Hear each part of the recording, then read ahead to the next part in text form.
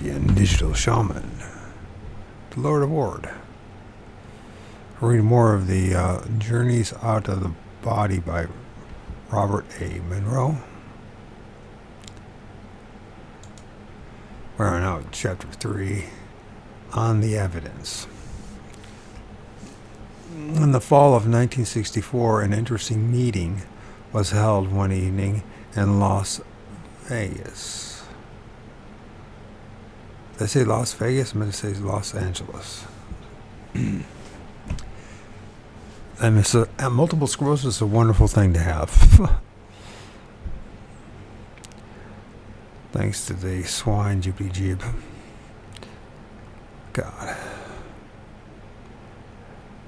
It was composed of some 20 sorted psychiatrists, psychologists, scientists, etc., and myself. And it was the most rewarding evening.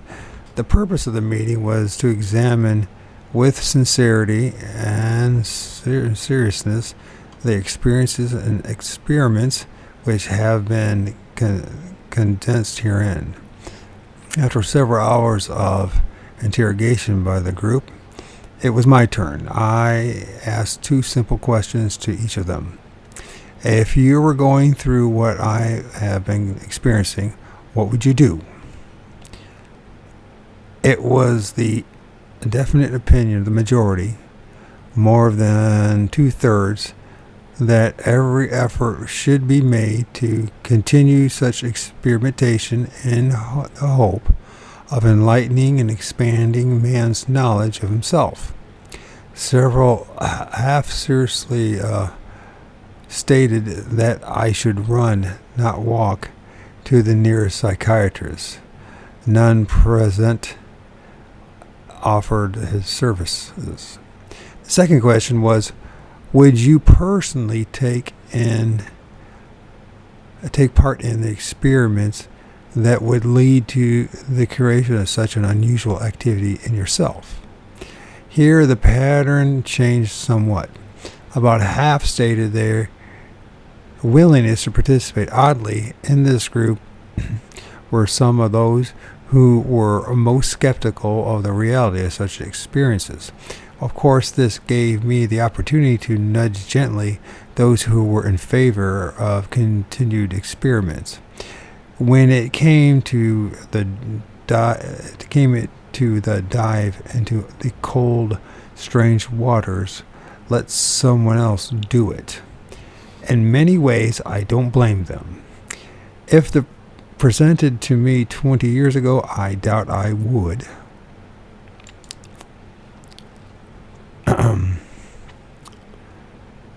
Have volunteered. Why did the group bother to assemble?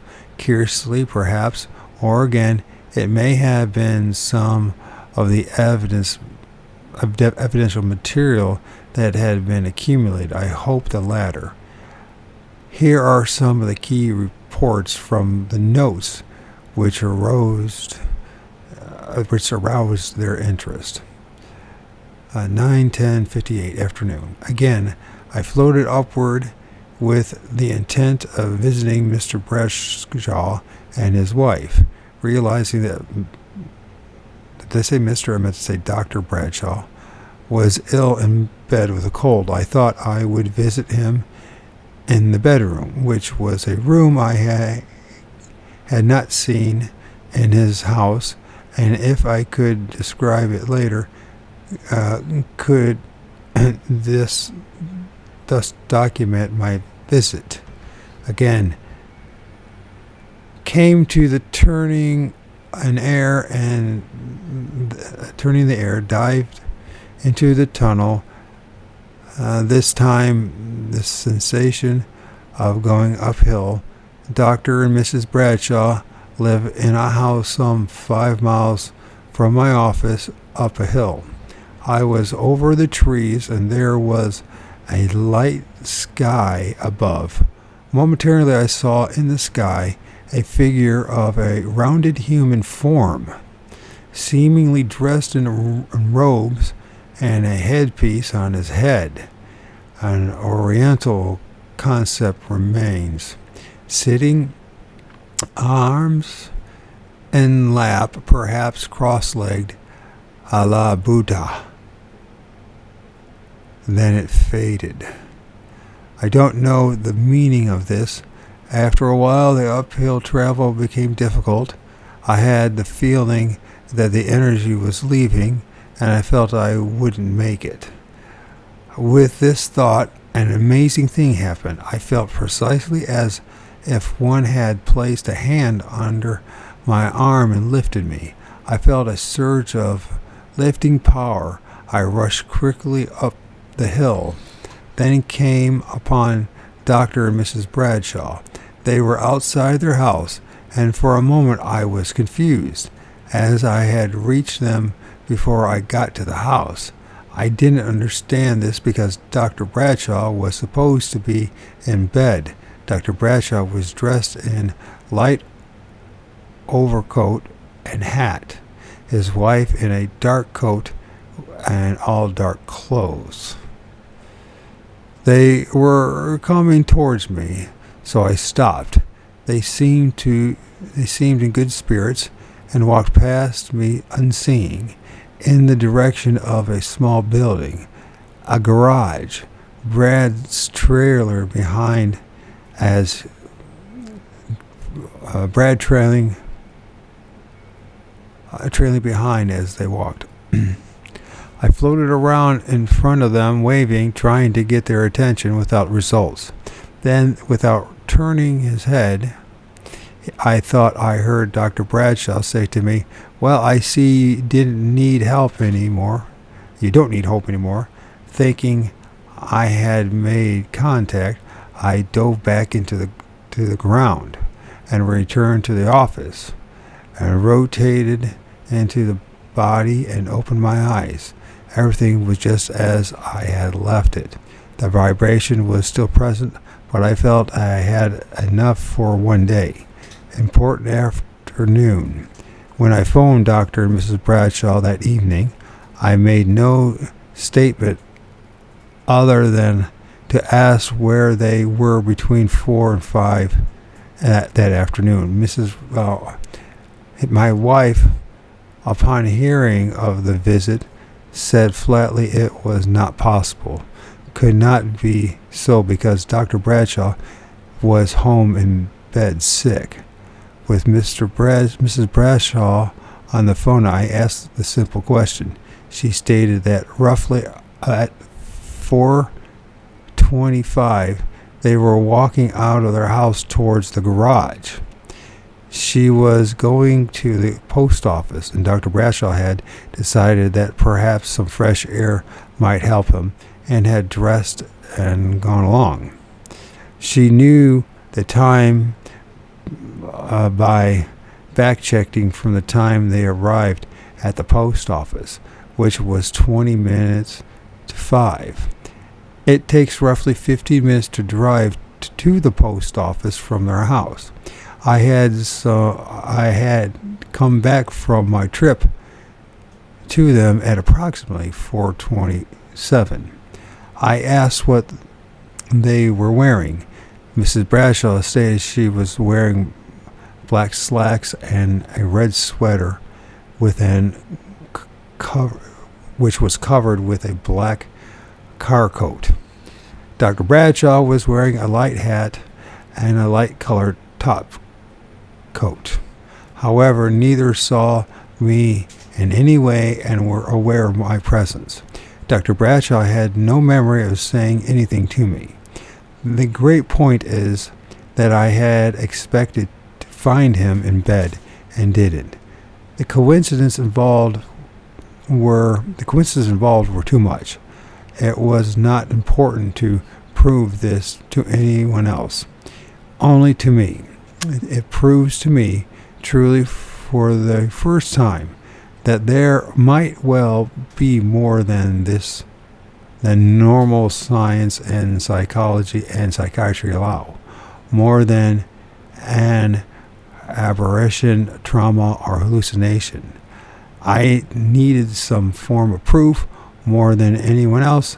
I am sure it is a simple incident, but unforgettable. In this visit to Dr. Bradshaw and his wife, the time of the visit coincides with a physical event. The autosuggestion hallucination factor is negative. I expected to find Dr. Bradshaw in bed in his house, but did not do so and was puzzled by the inconsistency. Identical reports which conditions of actual events. 1. Location of Dr. Bradshaw and his wife. 2. Position of the two relative to each other. 3. Actions of the two. 4. Wearing apparel of the two. Possibilities of unconscious pre-knowledge through earlier observations of the above. 1. Negative. Had no information of their change in plans or time habits of the post office visits. 2. Indeterminate, consequently, at least unaware of who walks first. 3. Negative. Would have no pre-knowledge of their walking across to the garage in such fashion. And 4. Indeterminate. May have observed both in similar dress, but expected to find only one, Dr. Bradshaw, in bedclothes. 3/5/59. Morning.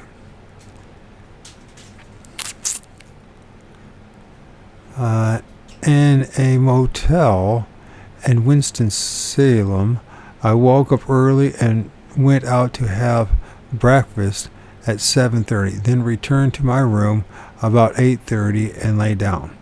As I relaxed, the vibrations came and then an impression of movement. Shortly thereafter, I stopped, and the first thing I saw was a boy walking along and tossing a baseball in the air and catching it. A quick shift. I saw a man trying to put something into the back seat of a car, a large sedan. The thing was an awkward-looking device that I interpreted to be a small car with wheels and an electronic motor.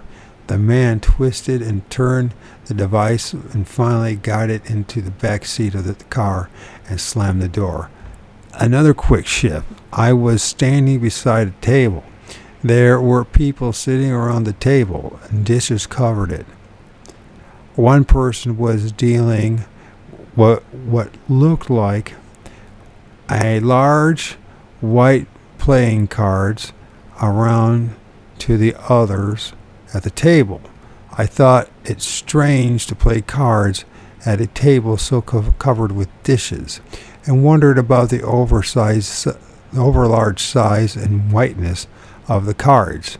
Another quick shift, and I was over the city streets about 500 feet high, looking from home. Then I spotted a radio tower and remembered that the motel was close to the tower, and almost instantly I was back in my body. I sat up and looked around. Everything seemed normal. Important aftermath. The same evening I visited some friends, Mr. and Mrs. Agnew Boston, at their home. They were partially partially aware of my activities, and on a sudden hunch, I knew that the evening had to do with them. I asked about their son, and they called him into the room and asked him what he was doing between 8:30 and 9 in the morning. He said he was going to school. When asked more specifically what he was doing as he went, he said he was tossing a baseball in the air and catching it. Although I knew him well, I had no knowledge that the boy was interested in baseball, although this could be assumed.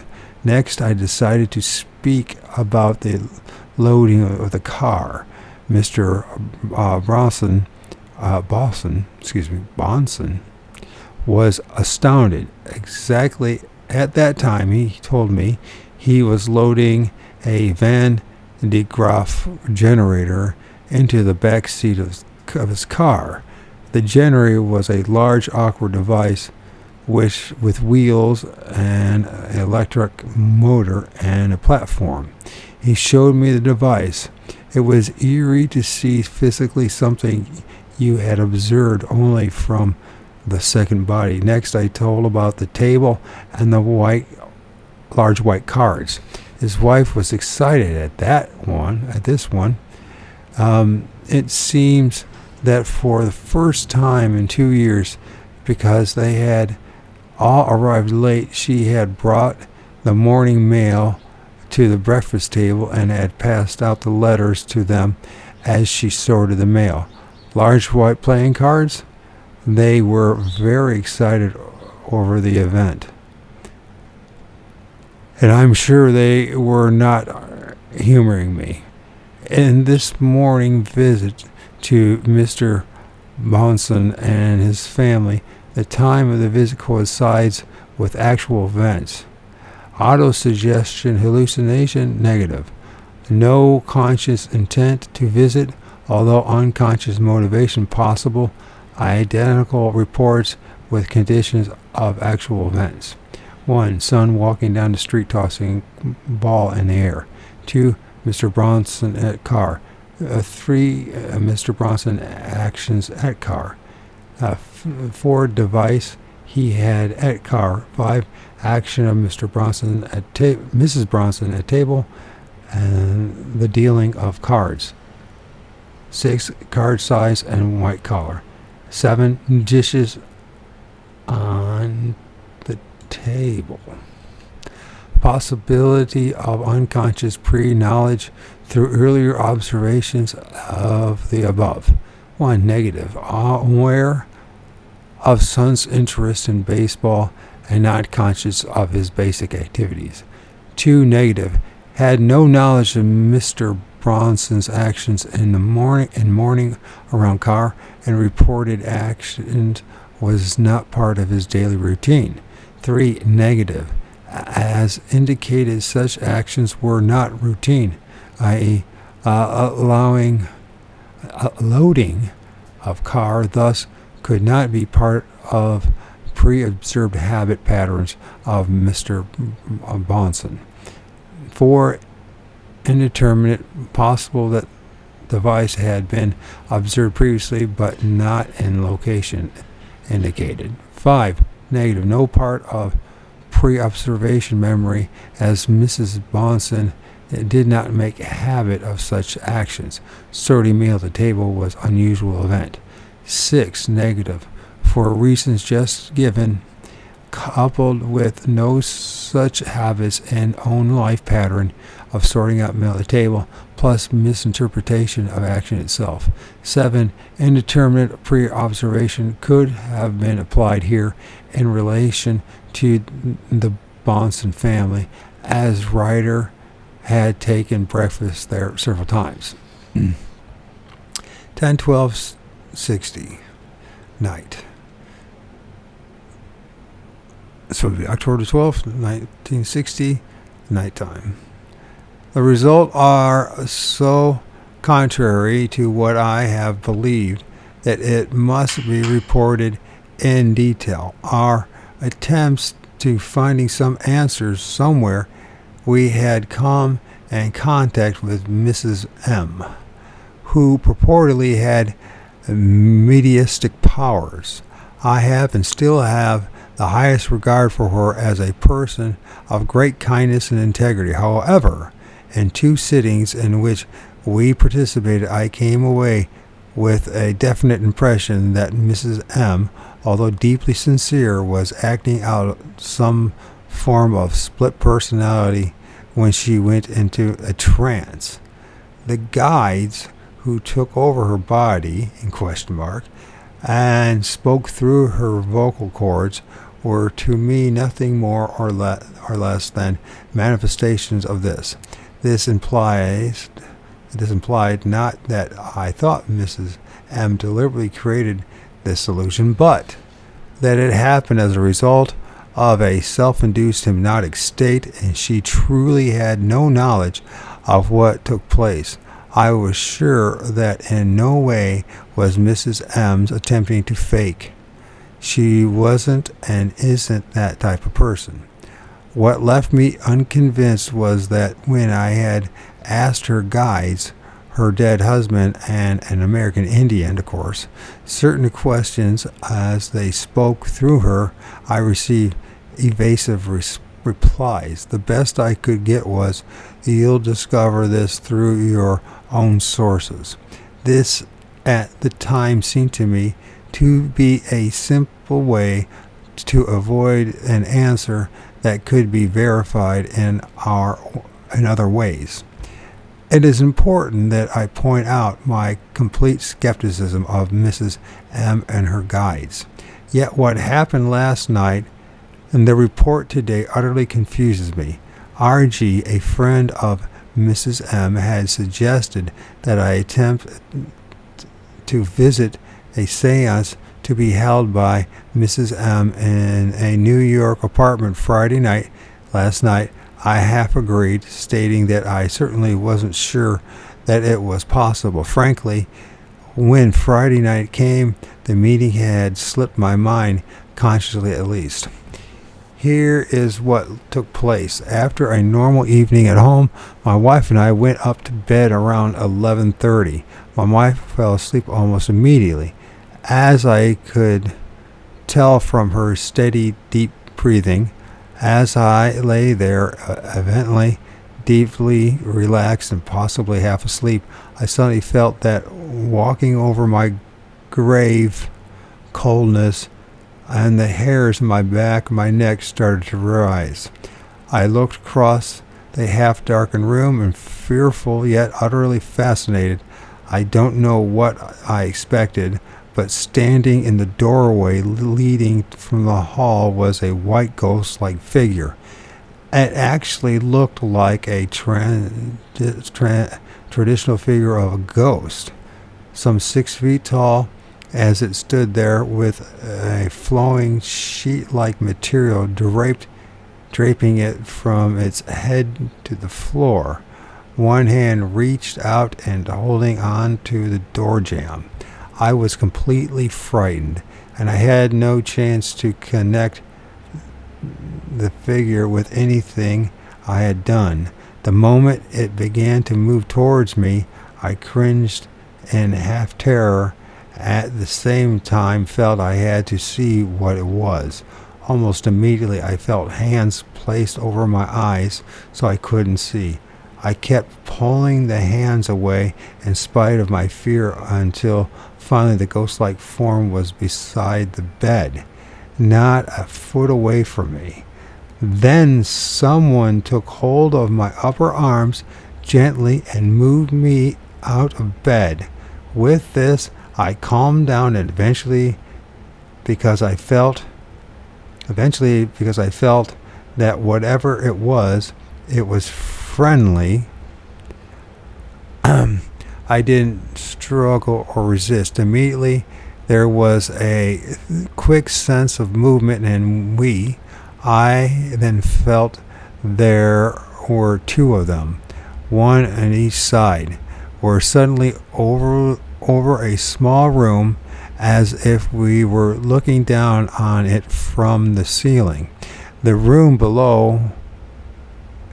below were four women. I looked at the two beings on each side of me. One was a blond male and the other was dark-haired, almost oriental. Both seemed to be quite young, in their early 20s. They were smiling at me. I spoke to them and said they would have to excuse my attitudes, as I was uncertain of what I was doing. Then I floated down to the empty chair and sat down in it. A tall, large woman in a dark suit sat opposite of me. A woman in what looked like a ankle-length white robe sat next to me. The other two were indistinct. A woman's voice asked if I would remember that I had been there. I assured her that I certainly would. Another one says something about cancer, but it all, but that is all I could get.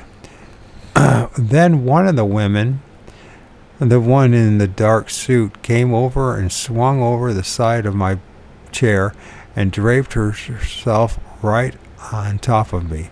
I didn't feel her weight, but for some reason she got up suddenly.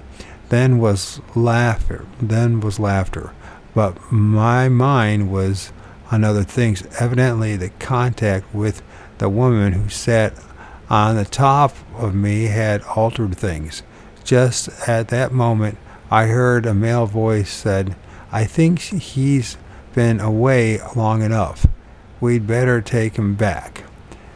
I was torn between going and staying, but didn't argue. Almost instantly, I was back lying in my bed, and that was it.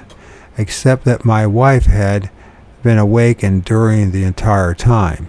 She stated that I alternately gasped and made moaning and whimpering noises, and then seemed to do little or no breathing at all. Other than that, she hadn't seen or heard anything except that our cat, asleep in the room, had awakened and had been extremely nervous. My wife was quite upset and worried. I would have been too if I had gone through the same with her. The meeting certainly deserved checking, so I phoned RG and discovered several things. First, there were 4 women at the seance. At my request, they were gathered together at the same apartment, very small living room, wearing the same clothes. The woman in the dark suit the woman in the dark suit was of identical build as I saw, and she inadvertently sat in the chair and reserved for me. This had taken place late in the evening after 11:30, when the seance had been long over, and the 4 were sitting around talking. The tall woman had jumped up out of my chair when the rest called out, "Don't sit on Bob."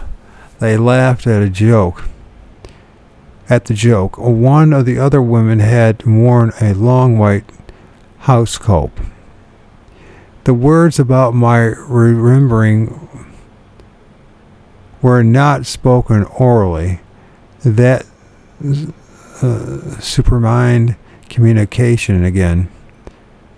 But one of the women had stated she was working at Cancer Memorial Hospital the following day. I had met the other 2 women previously, Mrs. M and RG, but the 2 herein described were then strangers to me. 4 women, the clothes of 2, the built of 1, the sitting in the chair, the sitting on top of me and jumping up, the laughter, the small room, the cancer reference. That's too much coincidence even for me. Beyond my ability to hallucinate that properly, I am convinced. But the 2 men, does Mrs. M truly communicate with her dead husband and an Indian? I didn't know until after that he had been a blonde. I must be less of a skeptic and more open-minded with Mrs. M. In the visit to the apartment, time coincides with the physical events. Autosuggestion, hallucination, indeterminate as idea of trip may have been retained unconsciously, although no now conscious attempt was made. Identical reports with conditions of actual events. 1. Size of room. 2. Number of women present. 4. 3. Empty chair. 4. Apparel of 2 women. 5. Cancer mentioned. 6. Action of women sitting in chair. 7. Laughter laughter attitude of the group. Possibility of unconscious pre-knowledge through earlier observation of the above. 1. Negative. No previous visits or descriptions of apartment. 2.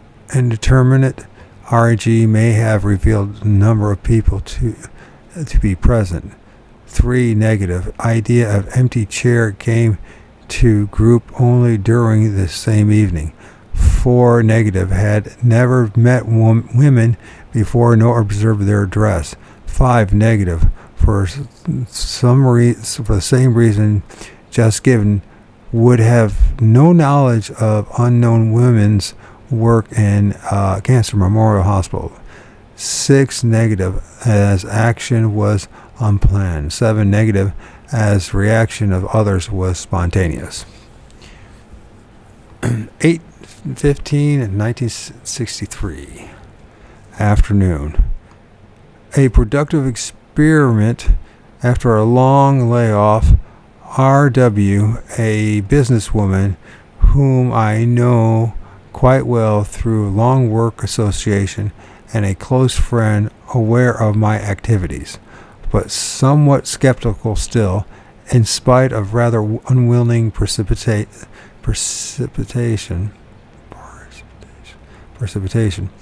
was been away this week on her vacation up on the New Jersey coast. I do not know exactly where she is vacationing other than that, nor did I inform her of any planned experiment, simply because I hadn't thought of it until today, Saturday. This afternoon I lay down to renew experimentation and decided I would make a strong effort to visit R.W. wherever she was. Rule 1 in my case always has been that I am most successful going to someone I know well, and the opportunity does not come up that often. I lay down in the bedroom about 3 in the afternoon, went into a relaxation pattern, felt the warmth, high order vibrations, then thought heavily of the desire to go to R.W.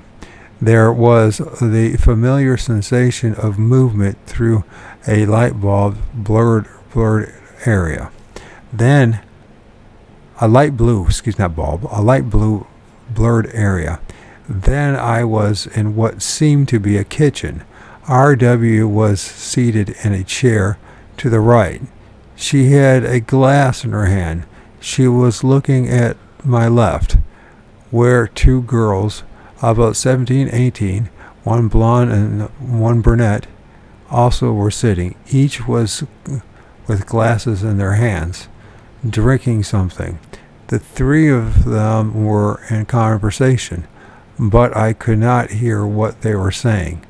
I first approached the 2 girls directly in front of them, but I could not attract their attention. Then I turned to R.W. and asked if she knew I was there. "Oh yes, I know you are here," she replied mentally, and with a superconscious communication, as she was still in oral conversation with the 2 girls. I asked if she was sure that she would remember that I had been there. "Oh, I will definitely remember," the reply came. I said that this time I was going to make sure that she remembered.